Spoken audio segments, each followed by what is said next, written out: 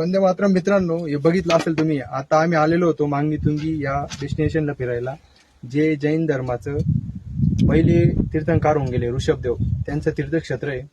पण जे आपण भारताची एक हे म्हणतो ते सिविक सेन्स नाहीच आहे प्रत्येकामध्ये. आम्ही बघतोय सगळ्या ठिकाणी कचरा कचरा करून ठेवला आहे, पण इथे तेवढं लक्ष ठेवलेलं आहे. कारण काही बॅग वगैरे घेऊन जाऊ शकत नाही तुम्ही, काही घेऊन जाऊ शकत नाही. इथे फक्त पाणी, निंबू पाणी वगैरे, कोल्ड्रिंक्स त्या गोष्टी भेटतात.